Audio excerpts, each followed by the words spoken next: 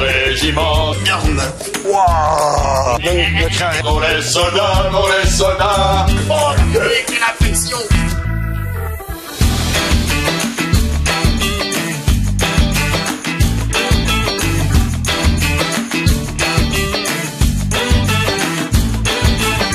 Bonjour les amis. Donc cette année-ci on a décidé qu'on faisait l'émission tout nous-mêmes. Donc ici on est à Douy. Le nouveau cadreur, Nico là-bas, il est quand même là parce qu'il surveille quand même. Nico, t'as passé de bonnes vacances? Oui, j'ai passé des bonnes vacances. Filme-le un peu. Ah oui, oui, Montre oui. les chaussures stratosphériques, les semelles.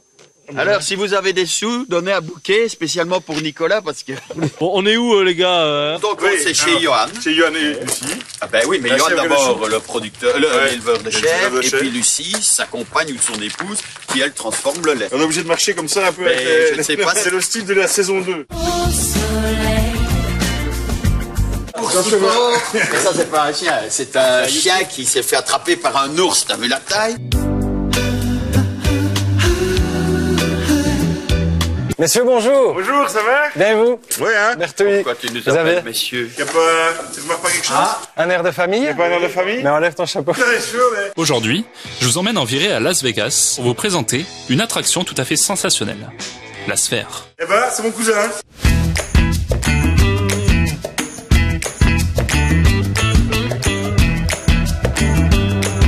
Ah, la chèvre et le chou. Bon, on n'a pas vu de légumes, mais même si elles étaient trop choux, on a vu que des biquettes. Au fait, Johan, c'est le cousin de Bertrand. Il est obligé de faire comme s'il aimait la houppe. Mais chut. Donc on est où ici? Un petit élevage de chèvres artisanal bio. On est installé ici depuis 2019. Et en tout, on a une petite centaine de chèvres. On traite une soixantaine de chèvres. Avec les jeunes qu'on a gardés cette année-ci, on aimerait bien augmenter un petit peu notre troupeau pour arriver à les 70-80 chèvres à la traite plus ou moins. Ça, c'est les jeunes qui sont nés cette année-ci et qu'on a gardés pour renouveler le troupeau. C'est toutes des femelles. Les mâles, ils ne donnent pas de lait. Non, Donc, pas tu le ne les même. gardes Mais... pas, tu regardes un mâle, le gros puant là-bas. C'est pas le mal, c'est Nicole, gros puant. Oui. À ce moment-là, tout s'écroule autour de moi. La douleur est intense. Je me rends compte que pour me faire respecter, je vais être obligé de prendre une douche. Donc les brunes, c'est des alpines chamoisées, une race française. Les blanches, c'est une race suisse, des Saanen. Et c'est vrai qu'à la base, on avait que des brunes et puis on a acheté des boucs blancs pour justement changer le son, pour renforcer un peu le troupeau, la rusticité du troupeau. Je pourrais vous apprendre à traire une chèvre. Oui, ben ça, si oui, ça vous dit, si ça vous dit. Voilà, Regarde la petite, elle vient de dire bonjour. Elle, ce sera compliqué de la traire, mais Oui, trop petite ou quoi? elles n'ont que des dents en dessous, donc ne crains rien, quoi. Ah ouais? Toutes les chèvres. Oui, les dents ici, et au-dessus, il n'y a rien. Des Danone, il a dit. C'est des Danone? C'est des Saanen, les blanches, c'est une race suisse, des Saanen. Rien à voir avec Danone. Vas-y, fais un peu, je te tiens, tu me tiens par la barbichette. Et tu remarqueras que sa barbichette est un peu jaunâtre, le Pourquoi même. est-ce qu'il pue tellement les boucs? C'est ce qui attire la femelle, Xavier, pareil, quoi. Mais t'as toutes tes chances. Où je vous attends. Je suis là. Je suis vous. Je vous attends, vous. Je suis là. À quoi des boucs? Attirez-les. Vraiment trop mauvais. Mais c'est vrai que sa patte est jaune là aussi comme sa barbiche parce que c'est vrai qu'ils ont la particularité de se pisser sur le sol dans l'eau ici. Ouais, tout à fait. Ouais. T'es pas trop crevé, grand? Non. Non? Et alors, Non, donc, mais c'est vrai que quand il en fait 6-7 sur une journée, il est un peu crevé. crevé. Ah ouais? Mais je l'ai déjà vu une fois, mais pourtant il en faut beaucoup pour les crever, mais c'est vrai qu'il était à bout, il n'en pouvait plus. T'as compris, il fait quoi il sur en la pouvait journée plus, quoi. Tu veux qu'on te montre?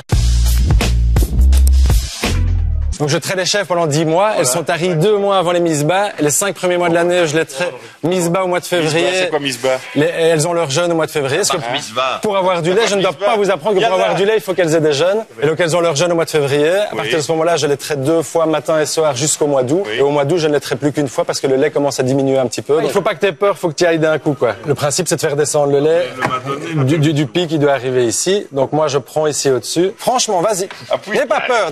Mais y a rien. N'aie pas peur. Dans le verre, dans le verre. Qu'est-ce que tu veux? Voilà. regarde, tiens. Allez, hop, essaye, la petite blanche, toi. Fais plaisir à ton cousin. Allez, oui, ça me ferait vraiment plaisir. Je le fais avec toi. Oh, c'est beau, là. Ça va aller. lui. Ça va aller.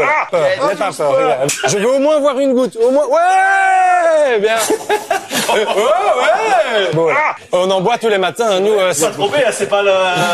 C'est pas le bouc, ne tracasse pas. Dire de la pataquette. Nous, on en boit tous les matins avec les enfants. Non, c'est pas. Alors, tu sais qu'à chaque fois qu'il goûte un truc de qu'est-ce qu'on soupe, il a la même tête et puis après. C'est bon. On est en autonomie fourragère, nous faisons toutes nos céréales nous-mêmes. C'est un mélange de quoi, Ici, dis? d'orge, avoine, pois. Bon, et Après, moi, je vais juste lâcher les. Ouais, si, voilà, je vais juste lâcher les quelques jours. Vous êtes prêts? 90 degrés. C'est nul! Ouais. On va aller voir Lucie qui est dans la fromagerie. C'est un peu Fort Boyard ici. Il faut rentrer en... Alors, hein? Go, go, go, go, go, go, go, go, go, go, go, go, go. Lucie, la femme de Johan, la fromagère. Et donc ça s'appelle comment? Du petit lait? Alors ça c'est le caillé. Le petit lait c'est ce qui s'écoule et qui tombe là en dessous. Ah ouais, 1 kilo de caillé, ça représente combien de litres de lait? Ben, c'est plus ou moins 10 litres de lait pour faire 1 kilo de fromage. Je vais le boire à ta place, hein, vu que tes mains sont occupées. Ben ouais, je boirai ça après. Si tu veux l'aromatiser, tu fais d'abord le fromage? Alors non, celle-ci elle est nature, mais si je veux l'aromatiser, je mélange déjà les épices ici dans la cuve. Et puis alors, une fois qu'ici, tu vas presser, tu vas chasser tout le petit lait. Voilà, je vais les retourner plusieurs fois. Demain matin, je les démoule, je les mets en saumure. Ah oui. Santé. En fait, c'est un mélange d'eau et de petit lait saturé en sel. Mais non, mais elle a dit qu'elle buvait après. Et donc, ils vont faire une croûte de sel qui va protéger et donner du goût au fromage. Donc ici, je vais les mettre sous la presse. Après, entre le moment où tu l'as pressé et le moment où on peut le consommer. Demain, elles vont en saumure. À saumure, c'est loin, dit. Nouvelle saison, et c'est toujours le drame. Mais pour lui faire plaisir, je vais rire avec cette voix. Ha, ha, ha. 1 mois d'affinage minimum. Quel taux d'humidité? Température? Alors 14 degrés dans la cavatum et humidité 90% quoi. Regarde le poids, dit. Un petit seau de béton. C'est le système D, vieux. Allez, santé. Alors je vais vous donner de la tome de chèvre. On vient de voir. On vient de voir, mais en plus affiné. Du chèvre frais. Du chèvre frais. Du chèvre frais. J'y arrive pas, c'est impossible. Voilà. Je vais les conserver parce que je connais l'individu. Il y a Patricie là-bas. Ah, bah tu vois, c'est beaucoup plus fort tout de suite. Ah bah oui, ici elles ont même 2 mois donc... Délicieux. Alors, je goûte. Ah, tu vois, ça, c'est pour moi, épais de 2 mm. On emporte nos petits morceaux de fromage et on se retrouve à la ligne 147 pour un bon qu'est-ce qu'on soupe. Les passagers ici pour le 147. Regarde là, le vieux café typique wallon, la Margelle Chanita. Si vous passez manger à la ligne 147 où on arrive maintenant, vous devez aller boire une bière après en face. Billets, s'il vous plaît. Billets, on a nos billets. moi. On a fait des Un billets. peu chargé, C'est là, pour nous. super, tout c'est en ordre. Monsieur, c'est en ordre. Bière, ligne 147, Ouais. qui est la ligne qui passait, ferroviaire qui passait par ici, Ouais, qu'il y a les deux. qui allait d'ici, qui passait par Jordan. Qui avait dit ici, Ici, à la... Ah, c'est la famille ici Bertrand. La famille Delvaux, Bertrand, il c'est s'appelle Delvaux. Les 2 sœurs Delvaux ont racheté, parce qu'il y a plusieurs noms. Bertrand ou Delvaux? Les 2 sœurs Ça, Delvaux c'est ont vachement racheté le important. C'est qu'il s'appelle Delvaux, lui. Ben ouais. Vous allez voir ça avec elle. Ah ouais, parce que tu dis la famille Bertrand, ce serait de ma famille, mais la famille Delvaux, c'est de la Il sienne. y a des Bertrand. Mais chez nous, on est en famille ici. Benjamin, le responsable du bar. On a envie de boire un verre hein, quand on le voit. Attends, hop, regarde ça, on dirait un vieux militaire. Mais des hommes d'acier.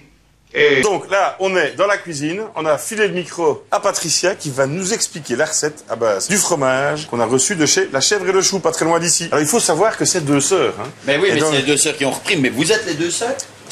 Non, ben oui. Je te demande pardon. C'est 2 sœurs. Hein. 2 sœurs. Hein.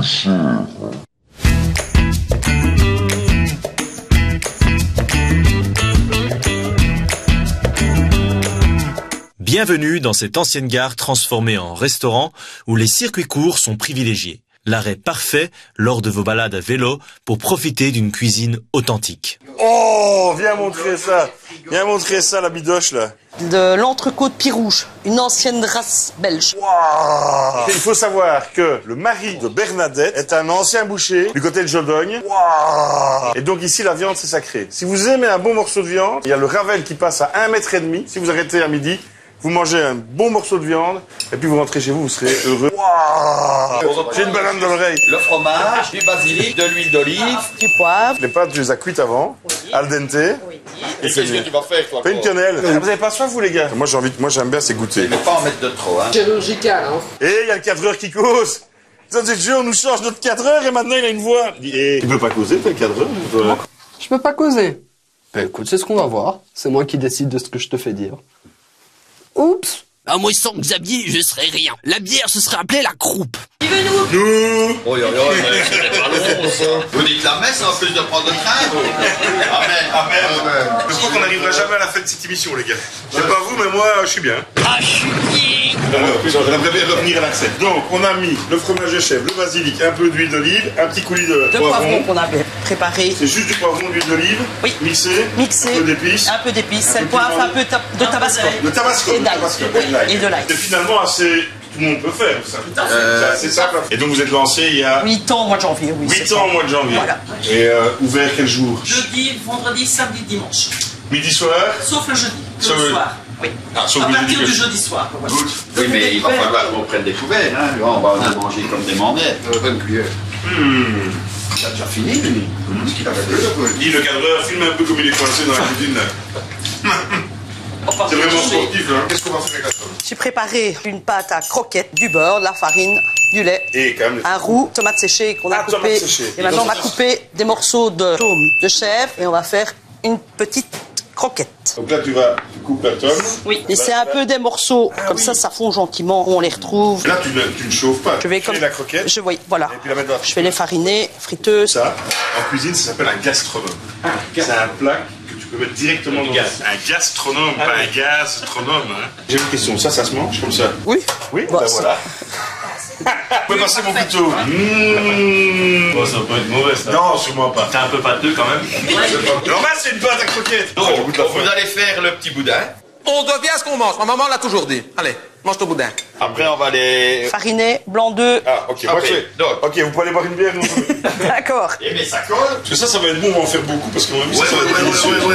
Ouais. Et un peu plus vite, quoi. Oui, mais c'est ici, c'est la bave de limace qui est un peu dégueulasse. Hein. On va peut-être déjà en plonger quelques comme ça. Allez, quelques. Ben, je me débrouille, mais... Ouais, mais ça, il m'a fait des...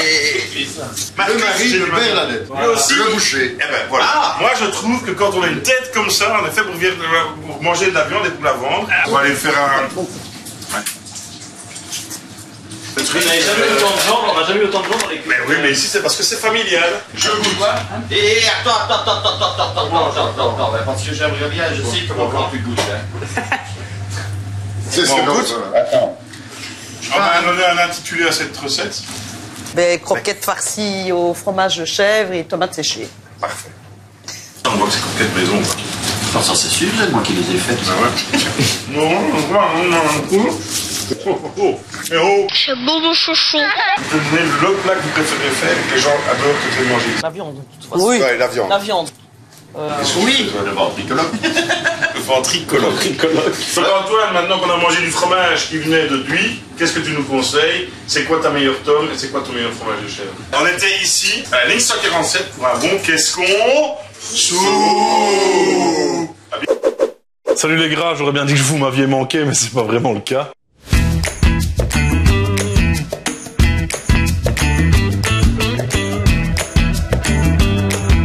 Si vous ne connaissez pas encore Maître Corbeau et que vous êtes amateur de fromage, mais qu'est-ce que vous attendez? Ils ont vraiment beaucoup de fromages incroyables. J'ai 2 fromages de chèvre à vous proposer, on va rester dans le thème après Johan et Lucie. On va aller se balader d'abord en Haute-Savoie sur une recette de reblochon fermier dans les Aravis. 100% lait de chèvre, donc ça s'appelle du chevrotin des Aravis. Des fromages qui secouent un homme, c'est plutôt puissant, ça goûte bien la biquette. Des fromages qui fonctionnent très bien pour les tartiflettes, pour ceux qui seraient intolérants au lait de vache et qui voudraient quand même se faire une petite tartiflette. Voilà un chevrotin des Aravis. Ensuite on va sur le lieu de mes dernières vacances, on est dans le Lot. On est à côté de Gramma, Martel, Rocamadour, cette belle région où on parle gras. Et donc ici on a un fromage de chèvre comme un Rocamadour mais en grand format, sur des fromages tout crémeux, tout doux, avec un peu de puissance aussi. Bonne déguste les gars, salut.